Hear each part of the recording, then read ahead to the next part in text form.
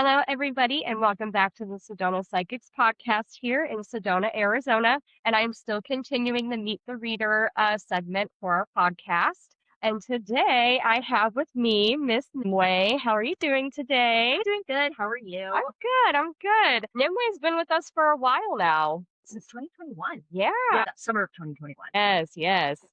And Nimue is also a very, very talented reader. She does galactic channeling, she does evidential mediumship, and all of that. And we're also going to get into that today as well. So, starting off, Nimue, how are you feeling today? I'm feeling so good. Awesome, awesome. What's the energy like coming for you into this conversation? Saturn and Aries, Neptune and Aries. For real. No, it's like I feel like I have my executive functioning coming back to me, and I'm so here for it. Nice, nice. I love that. I love that. Well, starting out, we are going to ask some questions about your path, your journey, kind of like how you got into what you're doing today. And then as the episode goes on, we're going to kind of go into your specialties, the style of your reading, kind of what clients can expect, and then we kind of go into the fun stuff of like wisdom and advice for our listeners and some fun personal questions as well. Okay? Sounds good. All right. So, getting started on your path, can you share a little bit about your spiritual journey and how the path first began for you? So from the beginning, I was raised by a Catholic and a witch. Okay. So spirituality was always an open discussion in our household. I was seeing things. I was seeing things from the time I was very young. I was having traveling dreams to other dimensions. I started doing mediumship by accident when I was 16. Had friends who learned how to astral project to me. I got my first deck of cards when I was 18. And it's just continued from there. Okay. I've never not been interested in this kind of world, in this in like the metaphysical world, spiritual world, all that. Nice, nice. So kind of been in it since the very beginning as well for you. For you. Yeah. I love that. Where was the wow? Come on, Emma. You can get your words together today. Was there a moment when you realized this was more than just an interest, that it was more of your calling? I got voted in high school, my senior year, most likely to work for the psychic hotline. I love that. It's in our yearbook. It's in our yearbook. So I think when I was 18 and I got my first tarot deck, that was a big shift for me. That was right around the same time I was really getting into astrology. Okay. And then I ended up dating somebody who was into Aleister Crowley's work, and that was a huge level of expansion for me as well. And that was around the time I just started reading Alan Watts. I started looking into parapsychology. I was looking into psychedelic research. So really between like 18 to 20 was when things started really picking up. As far as going professional, that didn't hit until 2020. Okay. Okay. When everything was just turned on its head and like the awakening with a capital A really started to kick off. Right. And then found us a year later and I've Yeah. been here ever since pretty much. It happened fast. It all happened very fast. We love fast though, because we're also impatient. I don't know what you're talking about. Impatient? What? What's that? Who or what were some of the biggest teachers or influences along the way? Aleister Crowley, for Okay. sure, just because that was sort of like an initiation for me. Mm-hmm. Alan Watts, big time. Tara Brach, believe it or not. Even Really? yeah, she's not as metaphysical. Like she's more of a Vipassana Buddhist tradition. Right. But a lot of what informs my work currently is nervous system regulation and healing from trauma. And a lot of her work around mindfulness and just being present with yourself and radical acceptance. She has a whole book on radical acceptance. That changed everything because I think it allowed me the space to become a better psychic, to be more present, to be more compassionate also. So I think those would be in the beginning, the first three. Lately, it's been a lot of Bashar. I can totally go with that too. Yes. Which is another. Oh, and Jessa Reed. I'd be remiss if I didn't mention Jessa, who I found before Bashar. She is, and not a lot of people in the spiritual community seem to know about her, but I found her by air quote accident. Like the way that I found this woman is crazy. And I don't know if we have time to get into it today, but I found her on a couple of podcasts and just loved how she was able to bring in like very higher dimensional concepts in a very rooted way. She wasn't about the DNA hacking and the like 5D. She wasn't like that. Like she was talking like a normal person. Right. And she was a stand-up comic, is a stand-up comic. So she had this way of delivering information that just really hit with me. And she's the one that kind of catalyzed my journey around the time that COVID hit. I found her right before it hit. Right before. Wow. I found her right when she was giving the prediction and she didn't know what she was looking at. She kept saying, I keep seeing the planet like covered in glitter. I have no idea what this means. I just know it's going to change the world and everybody's going to be infected by it. Uh-huh. Not, excuse me, not infected, affected. Right. So that was, yeah, that was a big, big step. That's awesome. And kind of going back a little bit on that when you were saying regulating your nervous system, this is something that I'm actually it keeps coming to the forefront with a lot of psychic work. So not just telling our clients to regulate themselves, but us as well, because if we're not regulated or grounded, then we're not, in my mind, giving the correct information all the time. I mean, the information's still going to come through, but if anything, it's going to help you trust yourself more, doing the sessions. So, guys, let's regulate ourselves, okay? Because that's very important. The most important thing. Very, very, very important. What challenges did you face early on, and how did you move through them? I think addiction. Okay, I could relate. Yeah. Yeah. And that didn't really start to hit until college, which is interesting because that was around when everything really started picking up for me spiritually as well. Hmm. And it just got really intense over over a decade. I would say 2 decades. Okay. And it just I think the way that I was imbibing, it was mostly alcohol for me, Hmm. just for lack of a better term, just like put holes in my aura. Right. And it brought up a lot of trauma that I didn't know was, or I shouldn't say it brought up trauma, it hid the trauma that was asking Right. to be healed. Right. Yeah. So it was only really when I started taking that more seriously and working on moving away from that, that I started to learn what regulation really meant. Okay. Because you can't, I mean, I don't want to speak for anybody else. I could not actively regulate when I was drinking all the time. Oh, yeah. No, I get that. Yeah. I get that. So So that would be the number one thing, I think. awesome. What has surprised you the most about doing this work professionally? I don't know why this would surprise me, but how happy it makes me. Like it is the most joyful work I can think of. And I know a lot of other careers are out there that give people joy and fulfillment, but I think it's just people ask me a lot if I get tired by the work. Uh-huh. And it's exactly the opposite. Like I feel like my heart just gets charged up every Right. time I do a reading. Right. And I don't know. I think I really like that I get to tell people I get to be a Jedi for a living. I like that take. Where like Star Wars is like 80% of my personality. Yeah, I think it was just unexpected to me that at 40 I'd be working in Sedona as a psychic. Hmm. It's just it's incredible. It's a miracle. Oh yeah, definitely. It's really awesome how paths cross. Bro. And we almost kind of meet our soul family along the way. Yeah, a time where everything is so intense right now too. You know what I mean? Yeah, yeah. Like our work is really needed right now. Oh yeah. And to be able to be in alignment to meet our soul families. Mhm. That's something I get asked a lot about in readings is where are they? How do I come out of the broom closet, so to speak? Right. The woo-woo closet so I can find my people. And it's a blessing. It really is. Yes, definitely. So this is my favorite question to ask about this little segment here. If you could go back and talk to your younger self at the beginning of this journey, what would you say? It'll make me cry, why don't you?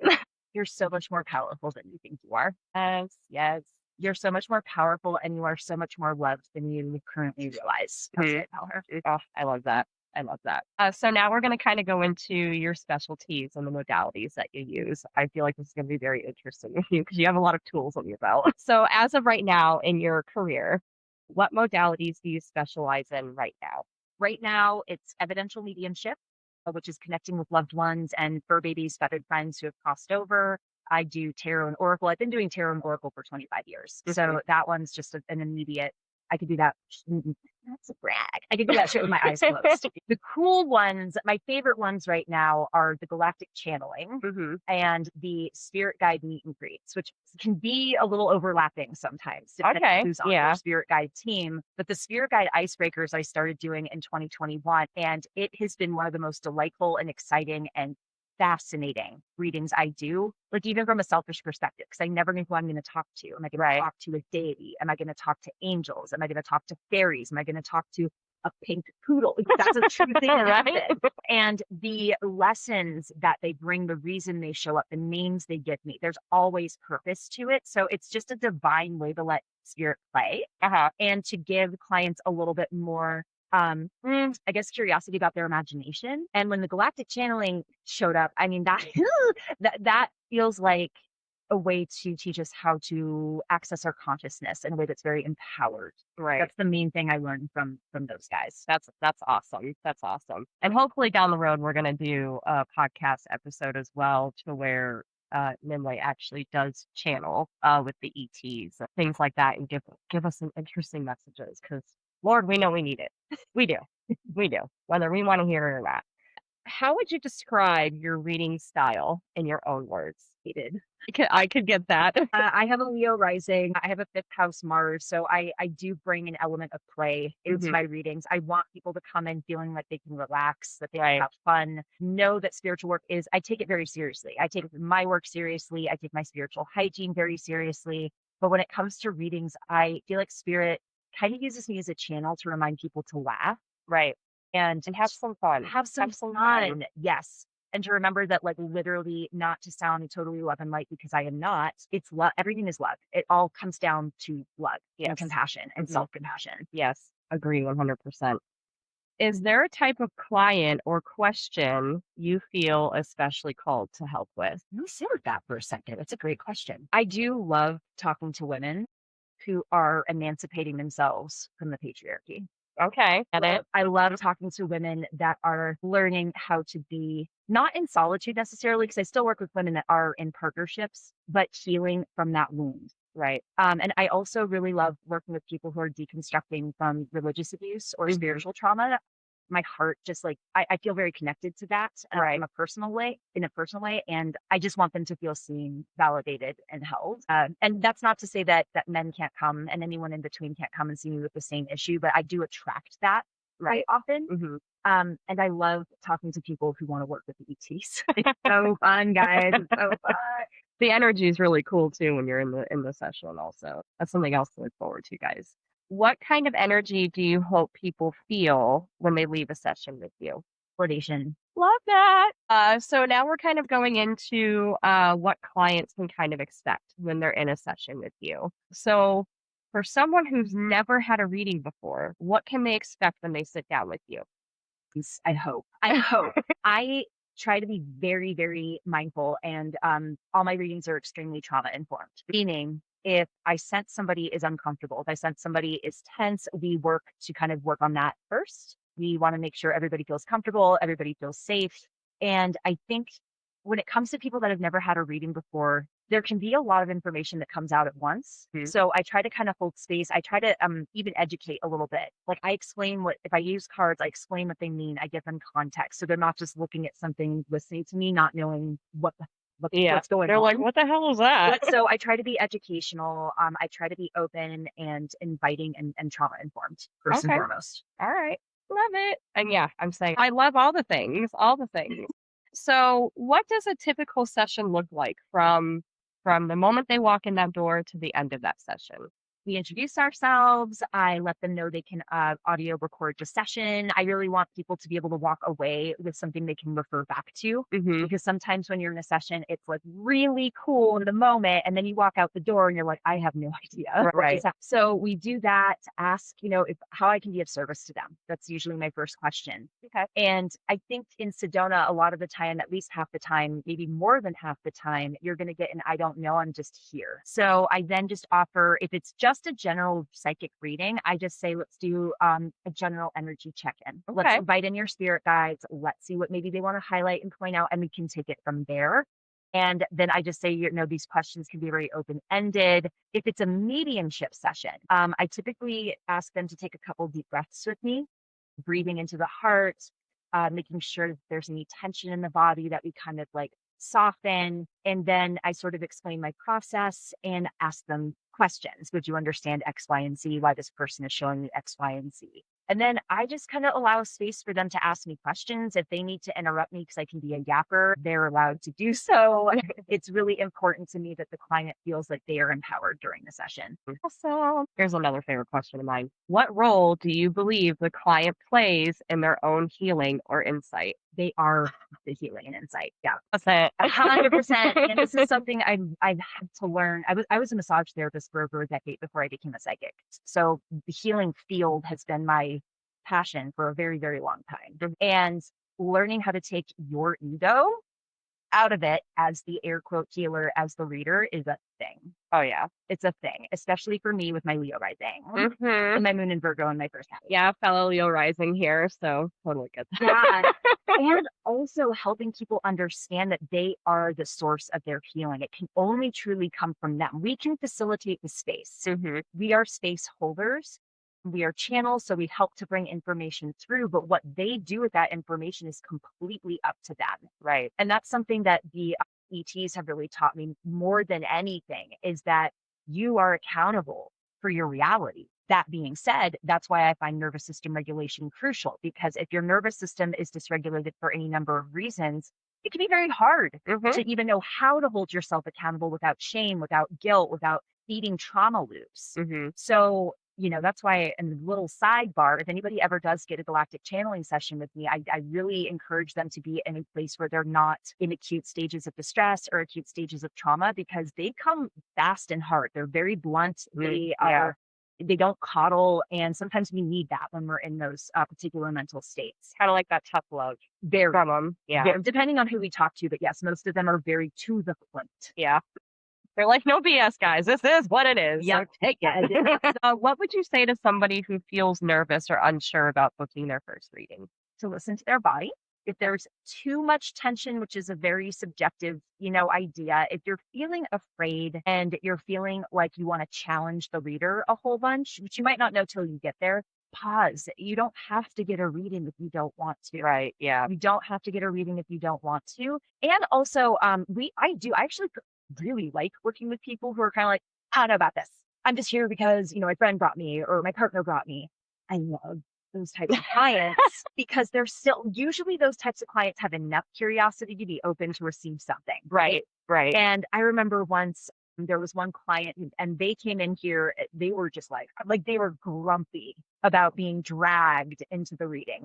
Lord. So I give them a reading and they literally slammed their hand on the table because they could not believe what they were hearing. Uh-huh. And they booked for 20 minutes and they ended up staying for an hour. They wanted to stay longer. So I love being at that threshold of where curiosity meets revelation, essentially. Right. And I could totally agree with that. I don't think I've had a session to where somebody like walked out because I wasn't giving them the information. If anything, it was more of like, how did you know that? Yeah. Like, did you like look me up or something? I'm like, I have no idea who you are. You just came into my room and I'm giving you the information. Mm-hmm. So I love that too. It's kind of a challenge a little bit, so it makes it exciting, but also at the same time, you're also really helping somebody kind of push past that, is this real or not type of energy. So yes, love it, love it. So now we're going to kind of go into some like wisdom and advice for our listeners and clients and all of that. What advice would you give someone who is going through a confusing or uncertain time in their life? Nervous system regulation. And there are a lot of ways to do that. I tell a lot of people in my readings, like, don't feel targeted when I ask you this question, because I do really ask it of everybody. Are you working with a therapist, a counselor, a coach, an instructor, a friend, somebody that you really trust to help you get in touch with your body? I am huge on somatics. Yes. I am huge on hacking the body to stimulate the nervous system in a healthy way. Because a lot of us, especially in the United States, we're all in our heads. We're thinking our way through everything. We intellectualize everything. And that's fine, but the body doesn't care. Right? The body does not care. So I would say whether it's meditation, whether it's breath work, whether it's movement, I've been in and out of trauma-informed therapies for over 15 years, and I will continue to be. I look at therapy as a gym for the mind. So even if you're not in acute trauma and you're just at the crossroads, like, it can really help bring things in perspective. I see so much crossover between like actual, legitimate therapy and psychic readings. Yeah. It's very similar in the sense that people are coming to you feeling very vulnerable. Right. You will hear things in readings that these folks will tell nobody else in the world. Right. And some of that stuff as a reader, you have to be prepared for and know how to hold the space. And then you're there in a similar, obviously not the same because we're not licensed professionals in that realm, but you're here to kind of offer counsel how people can make the best choices for them, what feels in alignment for you, right? And how can you learn to trust yourself? That's another thing I love teaching people is how do I work on building that trust? Those are two big words, alignment and trust. Yeah. Like those are main words that I use quite a bit in my sessions as well. So awesome. What's one spiritual practice you personally use to stay balanced? Astrology. Okay. I didn't mention that as part of what I offer at Psychic Crystal Magic Psychic Center. I do offer intuitive astrology as well. Astrology puts so many things in context for me. Human design too. But That's a good one too. astrology, like if I wake up and I feel a kind of way, I'm immediately like, what is Mercury doing? What is Pluto doing? What is Mars? And I'll look at my chart, I'll look at the transits, and it's just like, oh my God, like this makes sense to me. Yes. So it kind of grounds me a little bit. I love things that add context. So I would say astrology and meditation. I know everybody feels some kind of way about meditating, but it really makes a difference. Truly. And it's not like you have to sit there and quiet your mind. That's not the whole point of meditation. A lot of the times, Yeah. processing those thoughts and just kind of letting them go in and out. And I think it's cool that we're also doing this on the new Chinese Lunar New Year. Yeah. So today is like the first official day of the fire horse. I'm loving the energy. I'm loving the energy. What is something you wish more people understood about psychic or intuitive work? That it's safe. Yes. When it's practiced by an ethical practitioner, it's safe. Occasionally we'll get questions like, do you ever get afraid? Do you ever, get bad entities? I personally don't. I'm speaking solely for myself as a practitioner. I have not encountered that in the decades I've been doing this work. And it's coming again from a place of love with a capital L. Right. And also that it's fun. It's fun. It's fascinating. And it teaches you that this world is so much more than we think it is, and that we are so much more than we think we are. Oh, yeah, definitely. 100% on that one. What message, this is another favorite question. What message do you feel the collective really needs to hear right now? Seriously. Just take a minute, guys, and just pause. And honestly, I think with the astrology moving forward over the next couple of years with Saturn and Aries, discipline around what you consume. Discipline around where you are pointing your attention, because there's a lot of very attention grabbing stuff on social media, mainstream media. That's been true always, but it's flooding everybody right now. And especially with the use of AI, not being able to discern what is what, who is who. Go touch grass, go outside, read a book, be with your friends, be with your body. Like I'm a millennial. I'm from the before times where we didn't have screens and there were other ways to be present and have fun and enjoy life. I'm not anti-technology. I don't want it to sound like that, but reality is a giant algorithm. So where you point your attention matters. Yeah, it really matters, especially now. I also feel like this is maybe a year of kind of like how we were saying earlier of beliefs for people. Like beliefs are going to be changing in everything for everyone. And I feel like a lot of this is going to happen whether people are aware or not at this point. Like the shift is going to happen regardless if you're open spiritually or anything like that. It's going to happen, guys. So just hold on tight. I also love how we're both wearing our sleep token jackets. And you have your sleep token shirt on. I'm repping today. We're sleepy heads. Okay, guys. Yes, we love them. What does trusting your intuition really mean to you? What a great question. I guess to me, it's listening to my body as well as my mind at the same time. Okay. Trusting my intuition feels like letting go. Maybe that's the best way of putting it. It's surrendering. Surrender. Yeah. It's kind of just moving without any resistance. Okay. I like that explanation. I like that one. So now we're going to kind of get fun and personal a little bit. Not too personal, I promise. What's one thing most people don't know about you? I'm a pretty open book, girl. I'm a huge nerd, but most people that are at least close to me know that. You wouldn't know that coming into a reading necessarily, but my other passion outside of psychic mediumship is art, drawing. I am an artist. I love D&D. I'm the biggest nerd you will ever meet. I watch anime religiously. So it's just, that is like the other half of my life, to the point where I was like, do I want to stage this where half the time I'm working as a psychic medium, the other time I'm podcasting about my favorite anime and I'm drawing and it's funny because a lot of people ask if I do more spiritual art, and I can do that. I do intuitive portraits, but my favorite thing to do is character art. I absolutely love it. Yeah. So that's my other thing. Which Nimue did create one of our stickers that we have for our logo as Both well. your stickers. Oh, it was both of them? Yeah. Oh, okay. See, Jesus. She created both of our stickers, guys. So if you're ever in the center, just put them up and, we got some. We got some. Do you have a favorite crystal, tool, or ritual right now? Crystal, tool, or ritual? Let me sit with that too. Blue opal. Ooh, I that's love a good one. It's a good one. And I actually found it from Crystal Magic. It's a little palm stone that I use when I'm doing mediumship. And there's just something about its energy that is super soothing. It's super calming and cool. Like there's something about it just kind of like keeping the temperature right, I guess, so to speak. So I love that.